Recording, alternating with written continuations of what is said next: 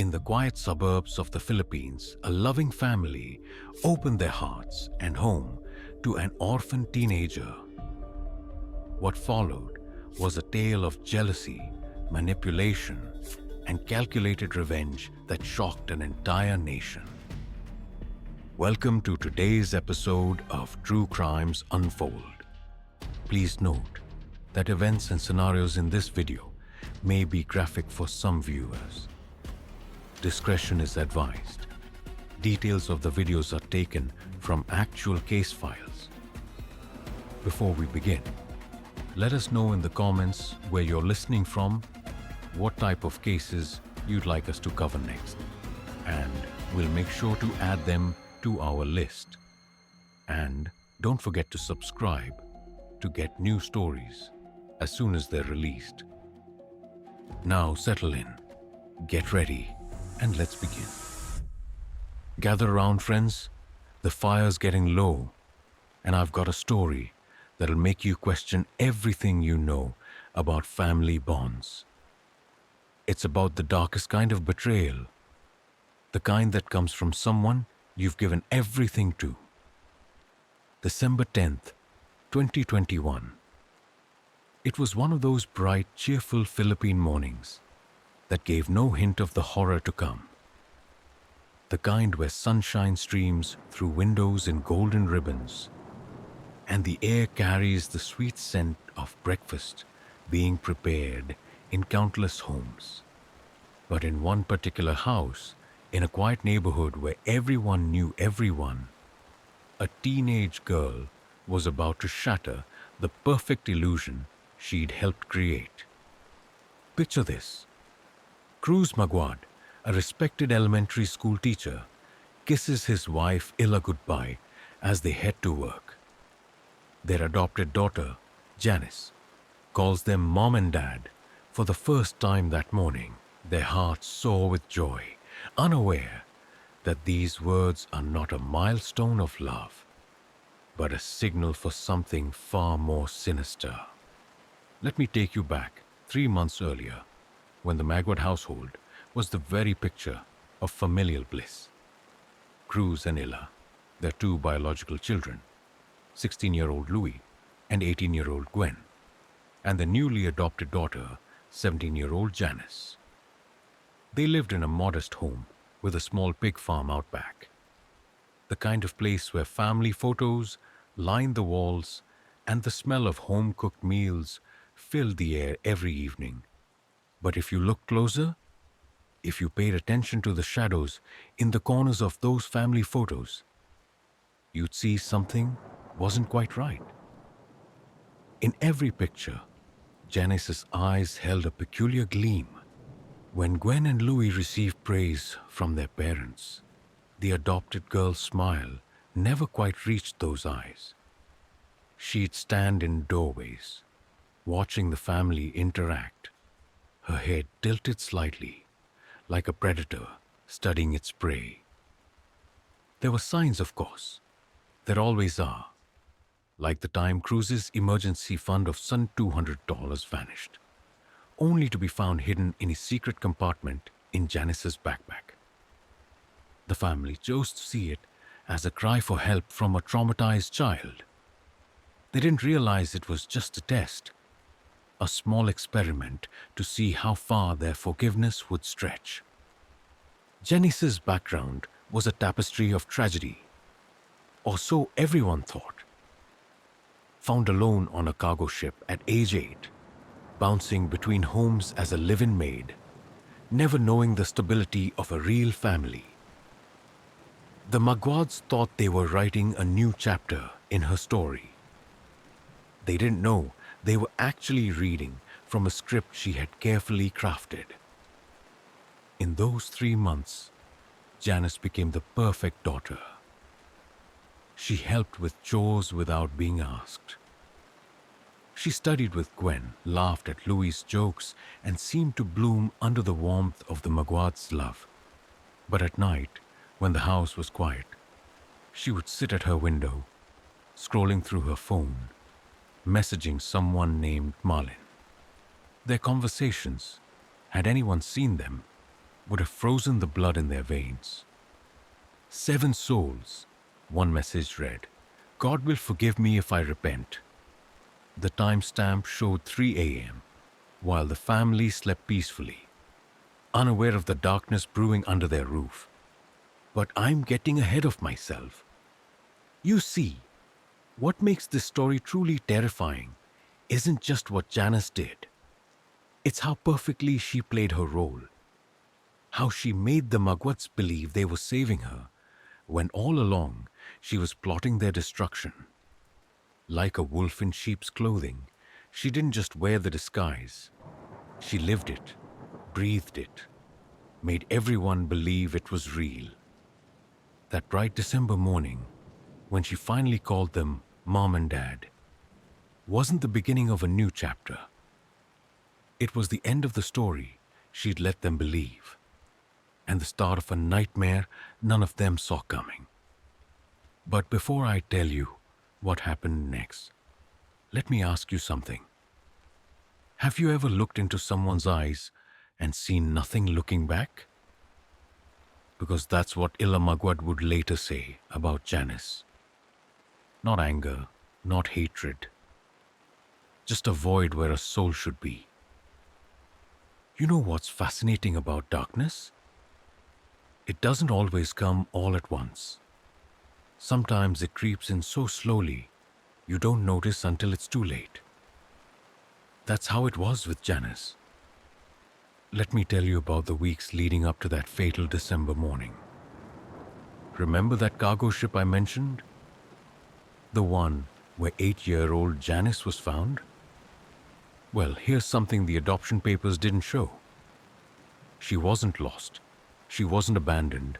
She was waiting. Even then, she knew how to play the part of the helpless child.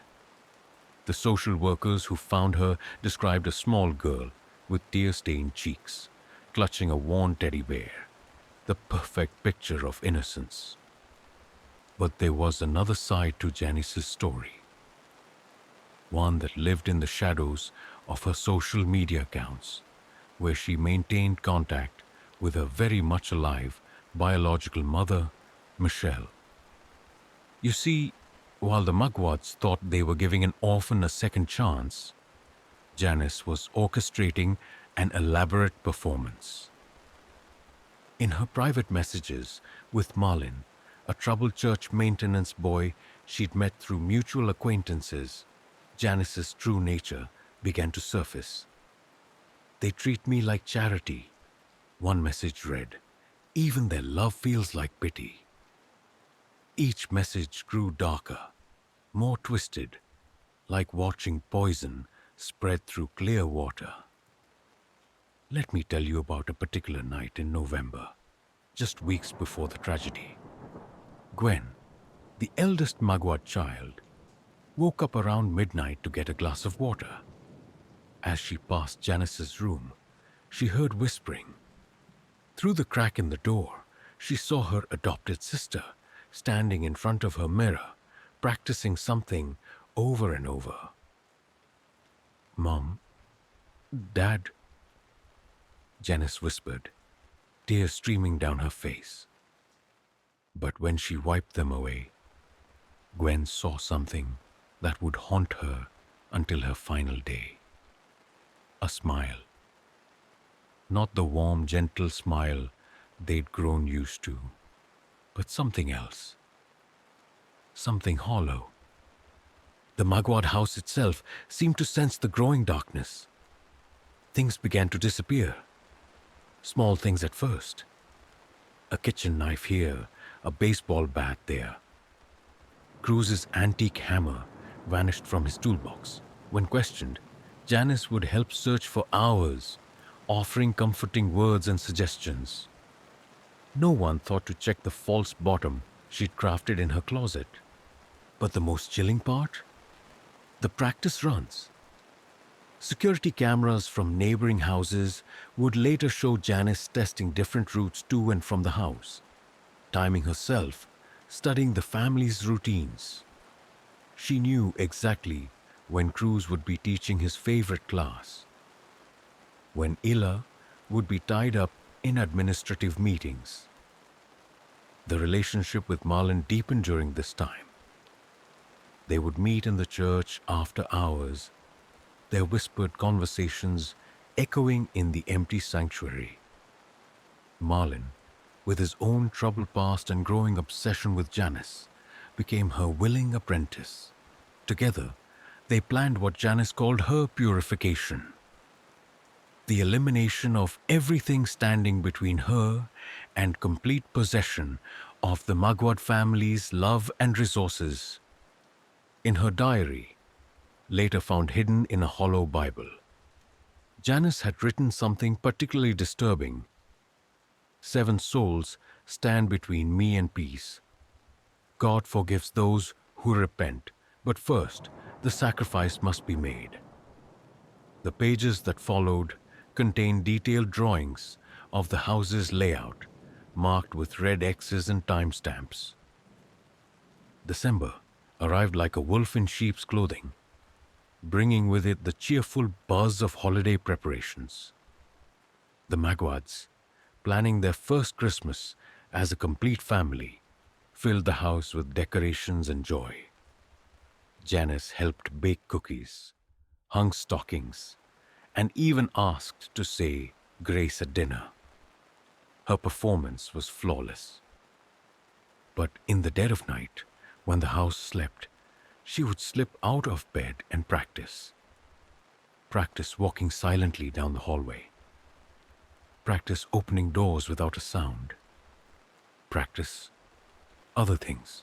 The security camera in the kitchen caught her one night, standing motionless for hours, just staring at the knife block.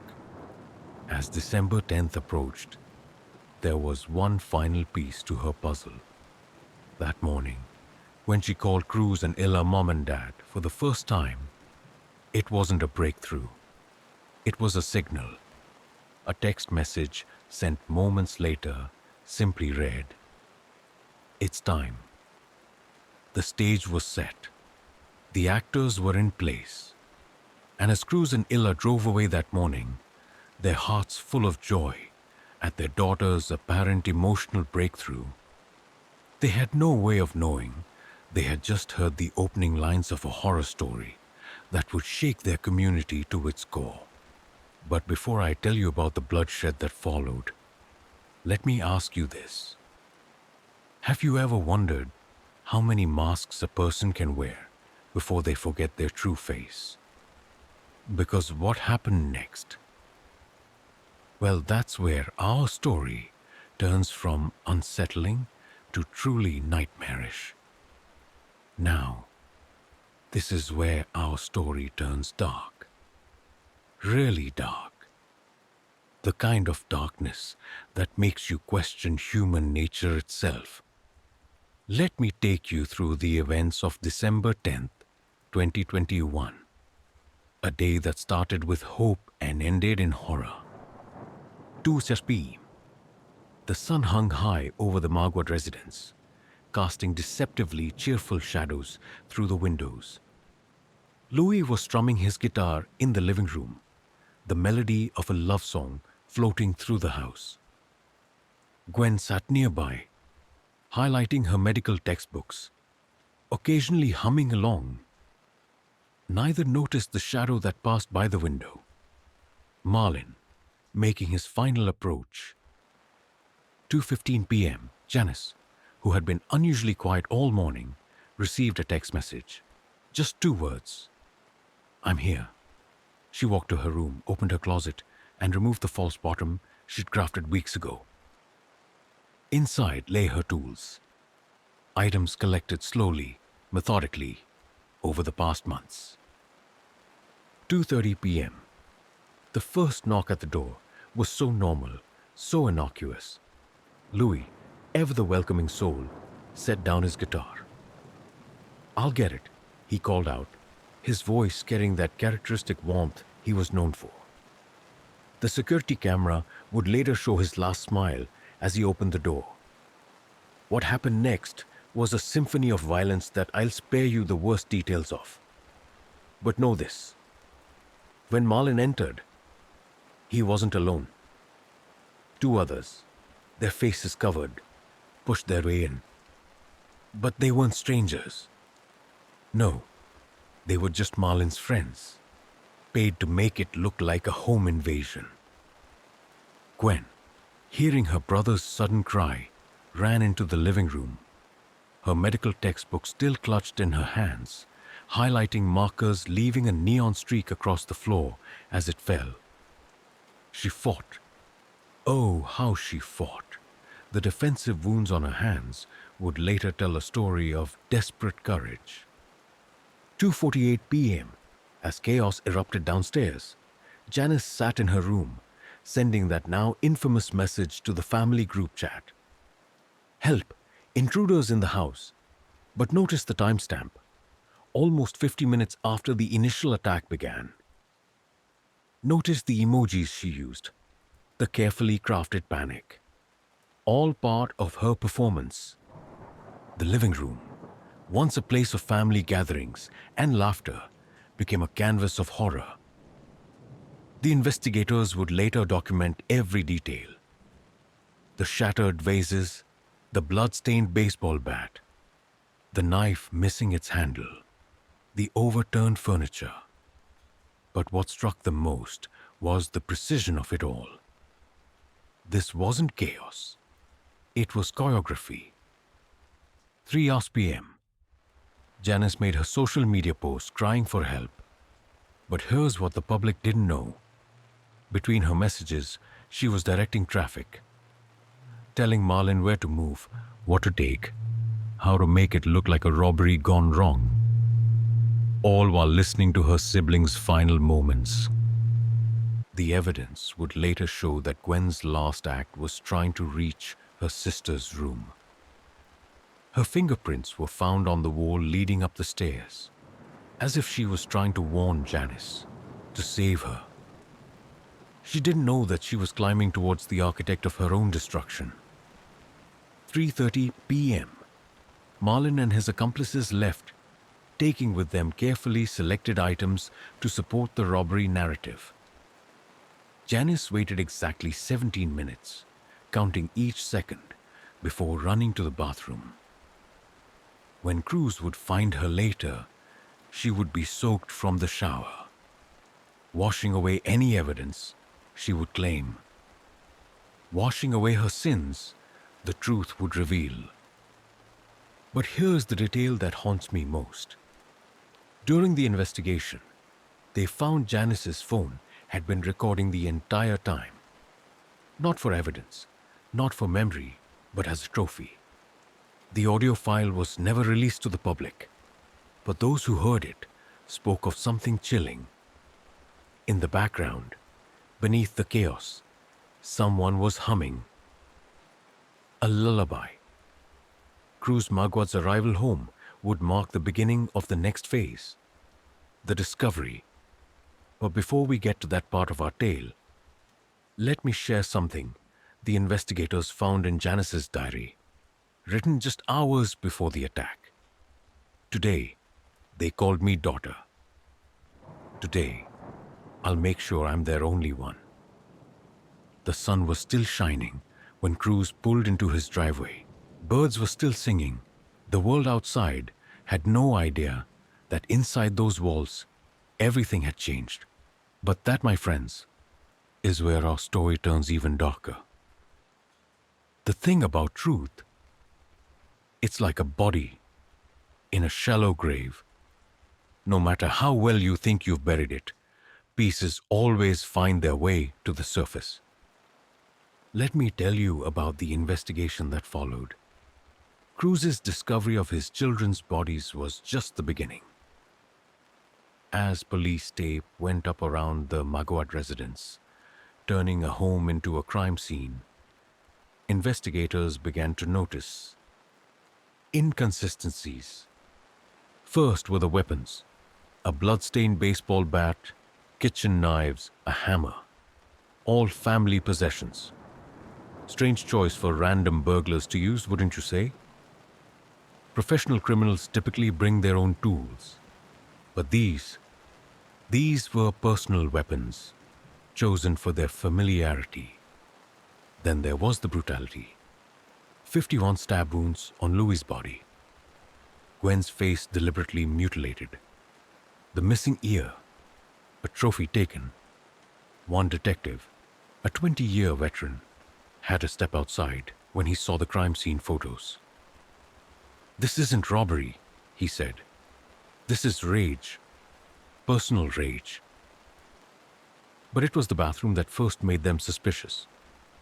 You see, when someone showers after witnessing a crime, it's usually from shock or trauma. But Janice's shower? It was methodical. The investigators found traces of blood in the drain trap. Small amounts, easily explained away. But why would an innocent witness have blood to wash off? The breakthrough came 3 days into the investigation. A local shopkeeper approached the police. He remembered something odd. A teenage boy asking directions to the Magwad house that morning. Security footage showed him clearly. Marlin carrying a backpack that would later be found empty in a ditch, save for one crucial item, Gwen's phone. But the real horror lay in the digital evidence. You see, teenagers leave breadcrumbs everywhere these days. Social media, text messages, search histories. Janice's phone, which she willingly handed over to police, thinking she'd deleted everything incriminating, became her undoing. Data recovery revealed deleted messages between her and Marlin. Plans, diagrams of the house, screenshots of family photos with 2 faces methodically crossed out. But most disturbing were the videos, dozens of them, of her practicing her panic reaction in front of her mirror. Take after take, perfecting her performance of the traumatized survivor. The investigation took another turn when Mrs. Magwad, finally allowed back into her home to collect clothes, found something in Janice's room. Hidden inside a stuffed animal, the kind no teenager would normally keep, was a journal. Not the diary of a frightened girl, but a manifesto. Pages filled with calculations, not of mathematics, but of murder. Day 73, one entry read, "They love me, but not enough. Never enough. Always them first. Gwen with her medical school dreams. Louis with his music. They don't understand. In a family, there can only be one favorite child." The final pieces came together when they found Marlin's friends, paid accomplices. They broke easily under questioning. They thought they were just helping stage a robbery, they claimed. They didn't know about the knives, the bat, the hammer. They didn't know about Janice's real plan. But here's the detail that still haunts the investigators. In Janice's room, they found a calendar. December 10th was circled in red with a simple note. Rebirth. The day she called them Mom and Dad wasn't a breakthrough. It was a goodbye. A cruel parody of the family moment they'd all been waiting for. The evidence mounted like shadows at sunset.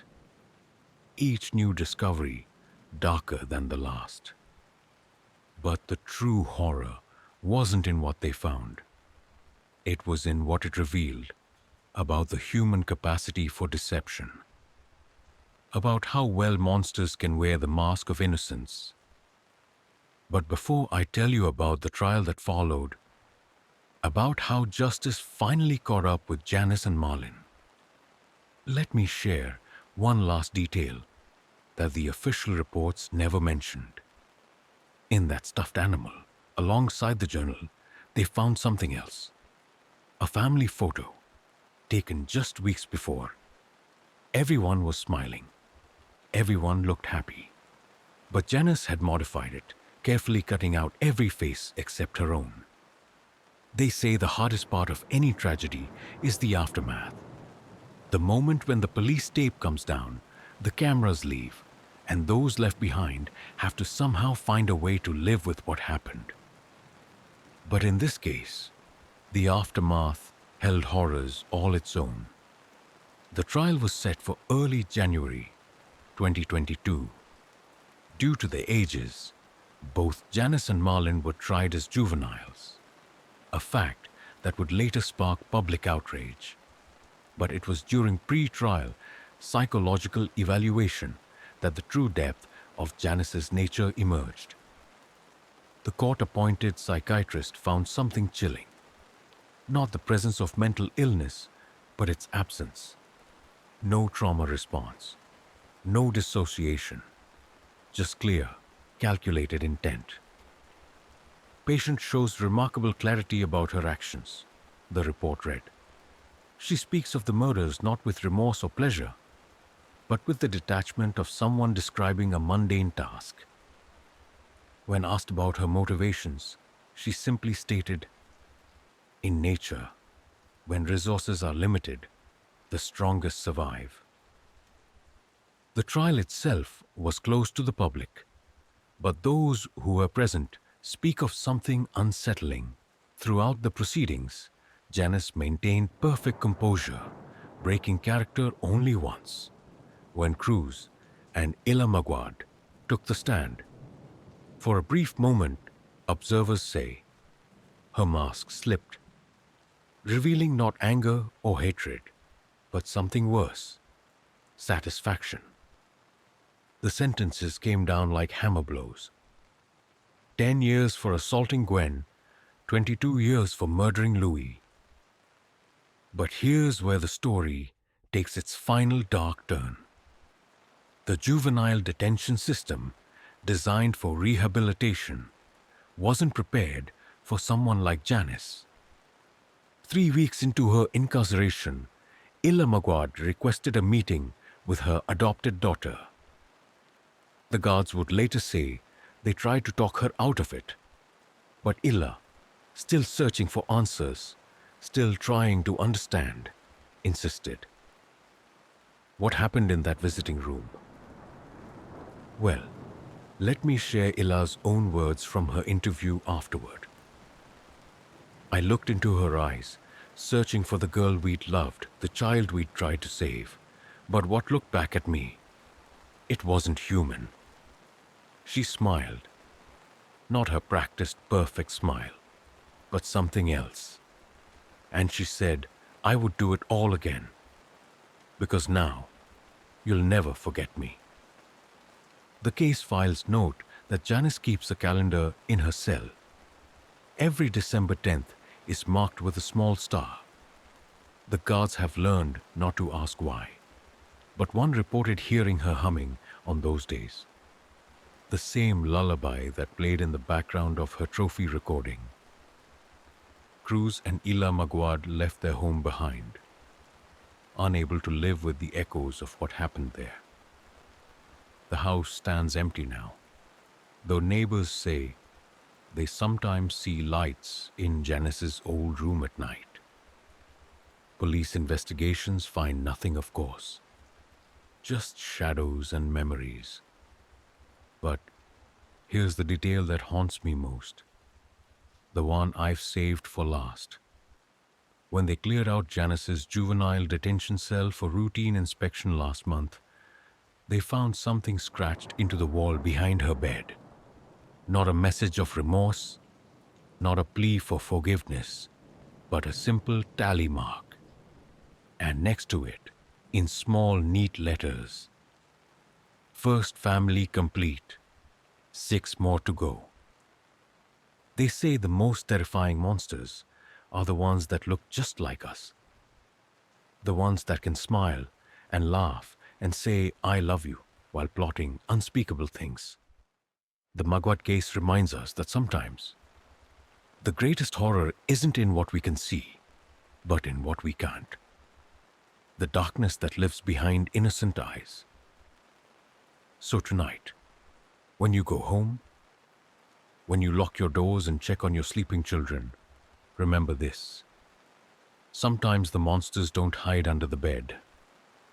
Sometimes they're lying in it, counting down the days until their next performance.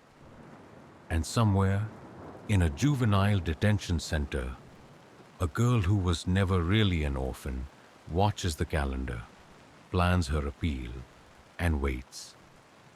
Because some stories, my friends, never truly end.